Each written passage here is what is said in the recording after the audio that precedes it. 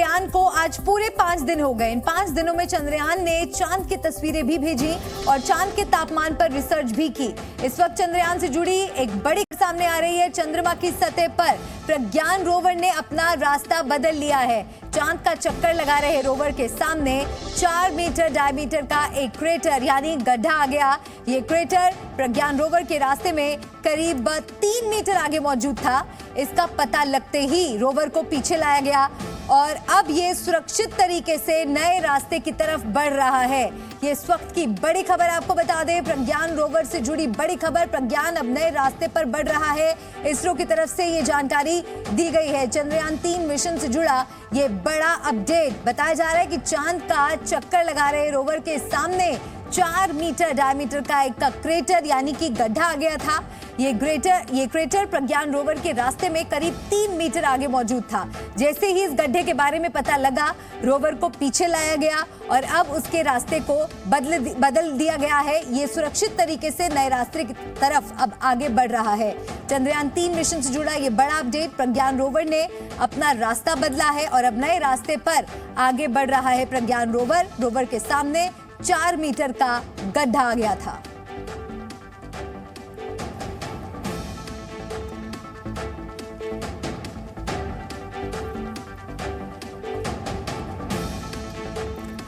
तो चंद्रयान 3 का रोवर अगर चंद्रमा पर किसी भी दिशा में आगे बढ़ता है तो उसके लिए पूरी प्लानिंग की जाती है। इसरो का ग्राउंड कंट्रोल रूम रोवर के आसपास के इलाके पर नजर रखता है, यानी रोवर ठीक से वैसे ही आगे बढ़ रहा है जैसे इसरो ने इसकी प्लानिंग की थी। आज की दूसरी बड़ी खबर यह है कि रोवर ने चांद पर पहली रुकावट पार कर ली है। प्रज्ञान रोवर ने चहलकदमी करते हुए चांद पर क्रेटर यानी गड्ढा पार किया है। इस क्रेटर की गहराई करीब 100 मिलीमीटर थी और इसरो के मुताबिक रोवर को एक जगह से दूसरी जगह शिफ्ट होने के कई स्टेप्स हैं।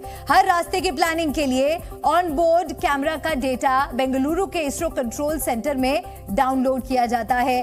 फिर इस डेटा की मदद से डिजिटल एलिवेशन मॉडल यानी DEM बनाया जाता है, जिसके बाद इसरो की टीम तय करती है कि कौन सा रास्ता रोवर के लिए सबसे ज्यादा सुरक्षित होगा। बेंगलुरु के इसरो कंट्रोल सेंटर से कमांड मिलने के बाद रोवर मूवमेंट करता है और एक बार में अधिकतम 5 मीटर की दूरी ही तय करता है। प्रज्ञान रोवर की एक मूवमेंट में करीब 5 घंटे का वक्त लगता है।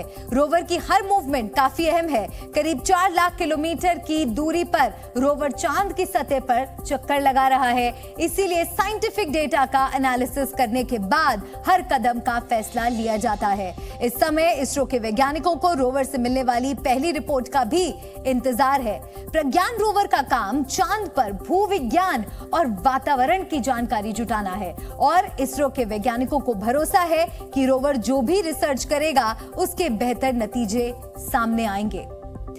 तो चंद्रयान की सफलता के बाद पूरी दुनिया इसरो की तारीफ कर रही है और इसरो जल्द ही अपना अगला मिशन लॉन्च करने की तैयारी में है। इसरो ने साफ किया है कि 2 सितंबर को सूर्ययान आदित्य L1 सूरज के पास भेजा जाएगा। 4 महीने में करीब 15 लाख किलोमीटर की दूरी तय करेगा। आज से 4 दिन बाद आंध्र प्रदेश की श्रीहरिकोटा से सुबह 11:50 पर स्पेसक्राफ्ट आदित्य L1 लॉन्च किया जाएगा। तो एक और बड़े मिशन की तैयारी में इसरो। चंद्रयान 3 की सफलता के बाद पूरी दुनिया इसरो की तरफ देख रही है, तारीफ कर रही है और इसरो जल्द ही अपना अगला मिशन लॉन्च करने की तैयारी में है, जिसका ऐलान पीएम मोदी ने भी किया था। इसरो ने साफ किया है कि 2 सितंबर को सूर्ययान आदित्य L1 सूरज के पास भेजा जाएगा, जो 4 महीने में करीब 15 लाख किलोमीटर की दूरी तय करेगा। आज से 4 दिन बाद आंध्र प्रदेश की श्रीहरिकोटा से सुबह 11:50 पर स्पेसक्राफ्ट आदित्य L1 लॉन्च किया जाएगा। चांद पर हिंदुस्तान की शिव शक्ति देखकर पाकिस्तान में दहशत है। खौफ इतना कि प्रोपेगेंडा फैलाने वाले पाकिस्तानी सबूत मांगते फिर रहे हैं। चांद पर भारत का तिरंगा लहरा रहा है और पाकिस्तान में बैठे जिहादियों के सीने पर जख्म हो रहे हैं।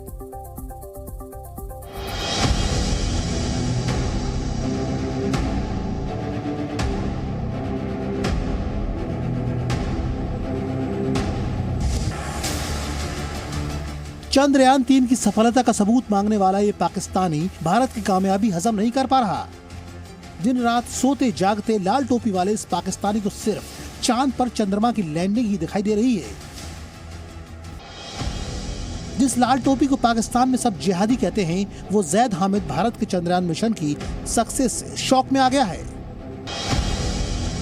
पाकिस्तान में बैठकर भारत के खिलाफ जहर उगलने वाले जैद हामिद की एक ही पहचान है और वो है उसके बेतुके बयान, जिन्हें सुन सुनकर पाकिस्तान भी परेशान है। मगर इस बार तो जैद ने सारी हदें पार कर दी। जिस चंद्रयान 3 की कामयाबी को पूरी दुनिया सेलिब्रेट कर रही है, उसमें पाकिस्तान के स्ट्रोलर को कंप्यूटर ग्राफिक्स और एआई नजर आ रहा है। इसलिए वो पाकिस्तान की नेशनल मीडिया पर बैठकर चीख चीख कर सबूत मांग रहा है। जहरीले जैद को पाकिस्तानी ही आईना दिखा रहे हैं और सच्चाई ये है कि जैद हामिद भारत के खिलाफ प्रोपेगेंडा चलाकर ही दाल रोटी खा रहा है। चंद्रयान पर जैद हामिद के नए बयानों के बाद पाकिस्तान में उसके पुराने डायलॉग भी वायरल हो रहे हैं। खुद पाकिस्तानी जैद के वीडियोस देख सुनकर मजाक उड़ा रहे हैं। पाकिस्तान को सुपर पावर बनाने का दावा जैद हामिद ने 10 साल पहले किया था, मगर हकीकत ये है कि आज पाकिस्तान दिवालिया होने की कगार पर है और सच्चाई खुद पाकिस्तान की आवाम बयां कर रही है। इंडिया का मून मिशन पूरी दुनिया के लिए नजीर है। दूसरे देश भी इंडिया की तरह सक्सेसफुल मिशन भेजने की कोशिश में हैं, जबकि सीमा पार पाकिस्तान में सिविल वॉर की नौबत आ चुकी है। पूरा पाकिस्तान अपनी बुनियादी जरूरतें जुटाने के लिए परेशान है और लाल टोपी वाले जैद हामिद को भारत के चांद पर पहुंचने का सबूत चाहिए। हालांकि भारत और भारत की ताकत क्या है, उसका सबूत पाकिस्तानी खुद ही दे रहे हैं। मशहूर art director Nitin Desai suicide मामले में जी न्यूज की मुहिम जारी है। इस मुहिम में नई खबरें सामने आ रही हैं। जी न्यूज की एक्सक्लूसिव रिपोर्ट के मुताबिक नितिन देसाई की तरफ से फाइनेंस कंपनी एडलवाइस के कर्ज को चुकाने की लगातार कोशिशें की जा रही थी। ये पता चला है कि नितिन देसाई ने मुंबई के करीब करजत में अपने एनडी स्टूडियो को लेकर कई उद्योगपतियों से बातचीत की थी। ये स्टूडियो एक बड़े इलाके में बसा हुआ है, तब वो अपने एनडी स्टूडियो को डेवलप करने की कोशिशों में जुटे थे। हालांकि नितिन देसाई अपना कर्ज चुका पाते उससे पहले ही एडलवाइस ने उनको इतना टॉर्चर किया कि उन्होंने 2 अगस्त को सुसाइड कर लिया। बाकी मीडिया हाउस और अखबारों की हेडलाइन से नितिन देसाई का नाम गायब हो चुका है। हालांकि हम नितिन देसाई को भूले नहीं हैं और उनको इंसाफ दिलवाने की जी न्यूज की मुहिम लगातार जारी रहेगी।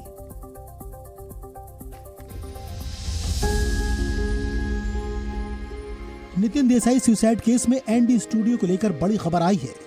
एडलवाइस का कर्ज चुकाने के लिए नितिन देसाई ने अपने स्टूडियो को डेवलप करने की कोशिश की, पर ये प्लान पूरा होता उससे पहले ही वो आत्महत्या करने के लिए मजबूर हो गए।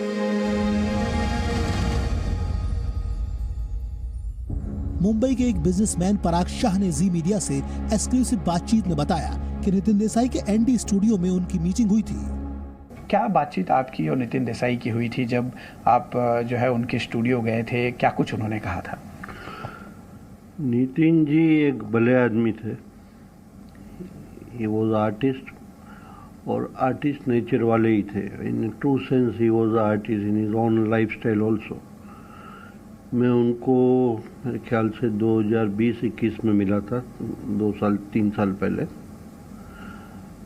स्टूडियो को रीडेवलप करने के लिए, एक्सपेंशन करने के लिए, कुछ नया खड़ा करके उनके ऊपर जो कर्ज था वो कैसे चुका सकते हैं, उसके लिए एक प्रपोजल के लिए डिस्कशन हुआ था। बिजनेसमैन पराग शाह की माने तो एक बात क्लियर है कि नितिन देसाई एडलवाइस कंपनी के कर्ज को चुकाने के लिए लगातार कोशिशें कर रही थी।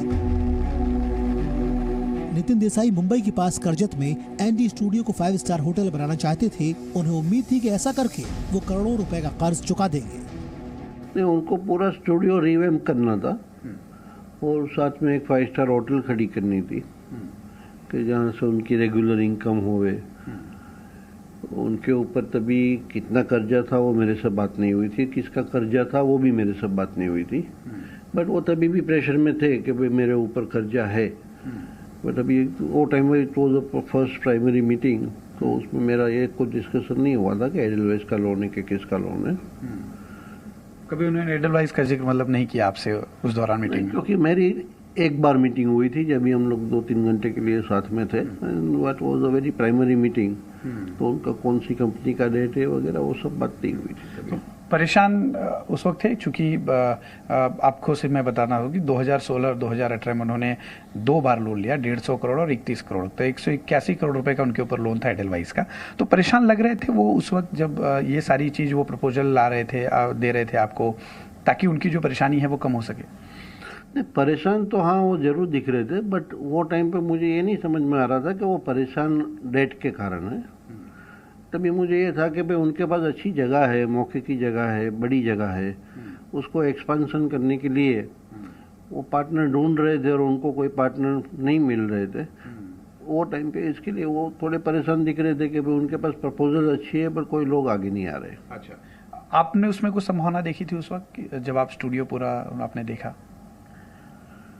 नहीं, मैं जैसे बताया कि भाई उनको वहाँ पे 5 स्टार होटल और स्टूडियो डेवलप करना था, जिसमें हमारा इंटरेस्ट नहीं था। वी बीइंग अ डेवलपर, हमारा इंटरेस्ट था कि भाई इसको प्लॉटिंग करके डेवलपमेंट करके वहाँ पे बंगले बना सकते हैं कि नहीं। बट वो उनका रिस्पेक्ट हिम कि भाई वो आर्ट के तरफ थे और उनको एक फिल्म इंडस्ट्रीज के लिए एक जो उनका योगदान रहा था वो उनको कंटिन्यू करना था। तो उनका प्राइमरी एजेंडा था कि उनको बंगले में नहीं इंटरेस्ट था, उनको स्टूडियो ही रन करना था। अब तक नितिन देसाई सुसाइड मामले में पराग शाह से जो जानकारी सामने आई है उसके मुताबिक करीब 3 साल पहले 2020 में वो नितिन देसाई से मिले। पराग शाह के मुताबिक उस मुलाकात में नितिन देसाई उनको बहुत परेशान नजर आए। वो अपने एनडी स्टूडियो को रीडेवलप करके 5 स्टार होटल बनाना चाहते थे। पराग शाह ने कहा कि नितिन देसाई के पास अच्छी और बड़ी जगह थी, पर उन्हें डेवलप करने के लिए पार्टनर नहीं मिल रहा था। नितिन देसाई को पराग शाह ने स्टूडियो की जमीन पर बंगला बनाने का ऑफर दिया था, पर बात आगे नहीं बढ़ी। यानी नितिन देसाई कर्ज से परेशान जरूर थे, पर साथ ही वो अपने स्टूडियो की कुछ जमीन पर 5 स्टार होटल बनाकर लोन वापस करना भी चाहते थे, पर शायद फाइनेंस कंपनी को लोन से ज्यादा स्टूडियो में इंटरेस्ट था। बुरी तरह से उन्हें जान दिया, और ये लोग मेन करके एडलवाइस के लोग ही मेन करके उनको जान लेने वाले हैं। उनको कुछ ना कुछ अरेस्टमेंट होनी ही चाहिए, उनको अरेस्ट करके उनको पनिशमेंट करनी चाहिए। ऐसा लगता है कि नितिन देसाई की नीयत कर्ज भरने की थी, जबकि एडलवाइस कंपनी द्वारा उन्हें डिफॉल्टर घोषित करने पर लगातार दबाव बनाने की कोशिश की जा रही थी। और नतीजा ये हुआ कि इन सब चीजों से परेशान नितिन देसाई ने आत्महत्या का रास्ता चुन लिया। अश्विन पांडे, जी मीडिया, मुंबई। नितिन देसाई सुसाइड मामले में लेटेस्ट अपडेट्स के लिए सीधे मुंबई से हमारे सहयोगी जुड़ गए हैं मेरे साथ। हमारे सहयोगी अश्विन पांडे का रुख करते हैं। अश्विन, लोन देकर जान लेने वालों के खिलाफ जी मीडिया की मुहिम लगातार जारी है। इस मामले में बिजनेसमैन पराग शाह के साथ बातचीत में आपको क्या क्या पता चला है? क्या नितिन देसाई ने किसी और बिजनेसमैन के साथ भी रीडेवलपमेंट के लिए मीटिंग की थी? जी देखिए, पराग शाह के साथ उनकी जो बैठक थी उसमें साफ तौर पे पराग शाह ने जो बताया कि कैसे उनके चेहरे पर तनाव था उस वक्त, और वो चाहते थे कि जो कर्जा उनके ऊपर है वो कर्जा यहाँ पर कुछ डेवलपमेंट के प्रोजेक्ट्स किए जाएं, जिसमें 5 स्टार होटल बनाने से लेकर स्टूडियो का आधुनिकीकरण तमाम चीज़ें शामिल थी। और उसी के तहत जो पैसा वो इकट्ठा करते वो एडलवाइस का जो कर्जा था वो चुकाने की उनकी पूरी तैयारी थी। आपको ये चीज़ समझनी होगी कि 2018 तक ये लोन लिया गया, पहले 16 फिर 18 और 19 से 20-21 तक पूरा कोरोना काल रहा। उस वक्त सरकार की तरफ से जो है फाइनेंस कंपनियां जो चाहे वो नॉन बैंकिंग फाइनेंस कंपनी हो या बैंकिंग जो फाइनेंस करती हैं बैंकें, उनकी तरफ से रियायतें देने, यानी कि ज़्यादा दबाव ना बनाने की, साथ ही जो रियायत देने की बात कही गई थी वो भी जो है नितिन देसाई को नहीं दी गई। और इसी दौरान नितिन देसाई जो है कुछ जो उनकी EMI थी वो नहीं भर सके और लगातार उनके ऊपर प्रेशर किया जाता रहा, और वो कोशिश में थे कि यहाँ पर कुछ डेवलपमेंट करा जाए और जो पैसा है वो चुकाया जाए। यानी कि उनकी नीयत पूरी तरह से साफ थी और उसके लिए वो नीति बना रहे थे ताकि पैसा जो है वापस हो। लेकिन यहाँ पर नीयत साफ एडलवाइस की नहीं दिखाई दे रही थी, और यही कारण रहा कि एडलवाइस लगातार उन पर प्रेशर बना रहा था, दबाव बना रहा था। और एक कीमती और अनमोल ज़िंदगी आज जो है हमारे बीच नहीं है। एक मशहूर आर्ट डायरेक्टर, तमाम जो है बड़े आर्ट उन्होंने जो है क्रिएट किए, लेकिन जिस तरह की स्थिति निर्माण की गई वो हमारे बीच नहीं रहे।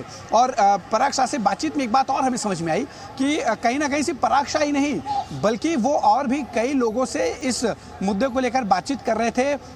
लेकिन चूंकि पूरी तरह से कोरोना का समय चल रहा था, बहुत से ऐसे लोग थे जो ज़्यादा इन्वेस्टमेंट नहीं कर पा रहे थे और यही कारण है कि जो फाइनल स्टेज होना चाहिए, जो एक कोशिश जो है की जा रही थी नितिन देसाई की तरफ से, उसमें उन्हें सफलता नहीं मिल रही थी। और जाहिर है कि जब सफलता नहीं मिल रही थी तो जो कर्जा है वो लगातार ब्याज उसमें बढ़ता जा रहा था और यही कारण रहा कि इतना ज़्यादा दबाव उन पर बन गया कि आखिर में उन्होंने अपनी जीवन लीला ही समाप्त कर दी। इस पूरे मामले में फिलहाल जांच चल रही है। जांच की दिशा जो है आने वाले जो है 1 हफ्ते में बहुत ज़्यादा उम्मीद है कि तय होगी, क्योंकि जो एफएसएल की रिपोर्ट आनी है, खासतौर पे जो उनका ऑडियो रिकॉर्डिंग है, नितिन देसाई के गुनहगारों को सजा मिले और हमारी ये मुहिम लगातार जारी रहेगी। अश्विन, आपके माध्यम से इस केस से जुड़ी अहम जानकारी दर्शकों तक पहुंची है, शुक्रिया आपका जुड़ने। बाइडेन, जिनपिंग, ऋषि सुनक जैसे दुनिया के शक्तिशाली नेता G20 में शामिल होने के लिए दिल्ली आ रहे हैं। भारत के तेज तर्रार कमांडो के साथ साथ अमेरिका, ब्रिटेन और चीन भी अपने कमांडो की टुकड़ियों को दिल्ली भेज रहे हैं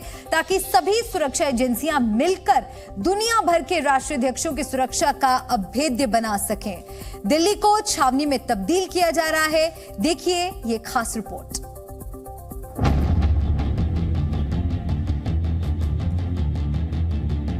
आसमान से धरती तक दिल्ली में कमांडो का काफिला, चप्पे चप्पे पर पैनी नजर, छावनी बनेगी दिल्ली। अमेरिका के राष्ट्रपति जो बाइडेन, चीन के राष्ट्रपति जिनपिंग और ब्रिटेन के प्रधानमंत्री ऋषि सुनक जैसे दुनिया के शक्तिशाली लीडर्स भारत की राजधानी दिल्ली आने की तैयारी कर रहे हैं। G20 की अहम बैठक में हिस्सा लेने वाले सुपर पावर लीडर्स के साथ अभेद्य सुरक्षा का घेरा भी दिल्ली में तैयार किया जा रहा है।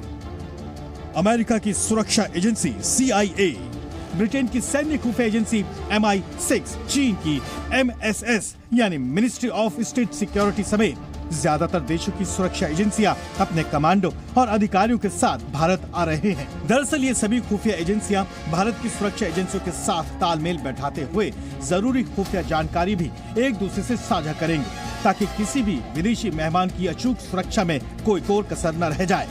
दिल्ली दिन रात अपने मेहमानों की सुरक्षा और स्वागत के लिए तैयारी में जुटी है। बुरी नजर गड़ाए संगठनों के खतरे को पूरी तरह से विफल करने का फुल प्रूफ प्लान तैयार किया जा रहा है। अगर आप देखें तो NSG की कई टीमों को दिल्ली के खास जगहों पर उनको कहा गया है कि उनको तैनात किया जाएगा। ये ऐसी टीमें हैं जो एंटी हाईजैकिंग और एंटी टेररिस्ट ऑपरेशन के लिए स्पेशलाइज्ड हैं। इसके साथ ही साथ देखा जाए तो दिल्ली पुलिस की जो स्वाट टीम है और इसके साथ पैरामिलिट्री फोर्सेस की QRT यानी क्विक रिएक्शन टीम्स हैं, उनकी भी कई यूनिट्स को दिल्ली के अलग अलग लोकेशंस पे प्लेस करने की योजना है। सूत्रों के मुताबिक G20 समिट की सुरक्षा को लेकर Delhi police, national security guards, paramilitary forces के साथ साथ सेना के अधिकारियों के साथ कई राउंड की बैठकें हो चुकी हैं। जानकारी के मुताबिक G20 समिट को देखते हुए NSG की 1 दर्जन से ज्यादा टीमों को G20 वेन्यू के साथ साथ दिल्ली के कुछ खास जगहों पर तैनात किया जा रहा है। आंतरिक घेरे की सुरक्षा की जिम्मेदारी SPG को दी जा रही है। साथ ही दिल्ली पुलिस की SWAT टीम के साथ अर्धसैनिक बलों की क्विक रिएक्शन टीम भी दिल्ली के उन होटलों के आसपास तैनात रहेगी जहां विदेशी मेहमान रुकेंगे। इस काम में आर्मी और एयरफोर्स की स्पेशल फोर्स को चुना गया है। स्नाइपर्स भी चप्पे चप्पे पर मुस्तैद रहेंगे। यही नहीं, 1600 से ज्यादा सुरक्षा कर्मियों को होटलों के बाहर तैनात किया जा रहा है।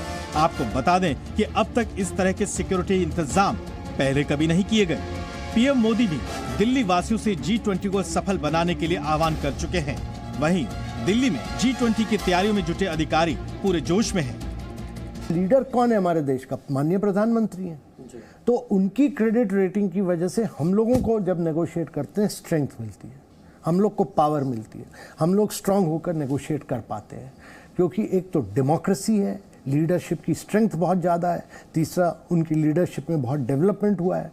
तो ये सब मिलाकर हम बड़े स्ट्रांगली नेगोशिएट करते हैं। सऊदी अरब के क्राउन प्रिंस मोहम्मद बिन सलमान भी भारत आ रहे हैं। खास बात यह है कि G20 के बाद वो भारत की राज की यात्रा पर रहेंगे। इस दौरान भारत सरकार की ओर से सर्वोच्च सम्मान भी उन्हें दिया जाएगा। क्राउन प्रिंस की ये यात्रा बेहद अहम मानी जा रही है। जाहिर है दिल्ली में 8 से लेकर 10 सितंबर तक होने वाली G20 की सबसे अहम बैठक के लिए देश पूरी तरह तैयार है। दिल्ली से विशाल पांडे और मनीष शुक्ला के साथ ब्यूरो रिपोर्ट जी मीडिया।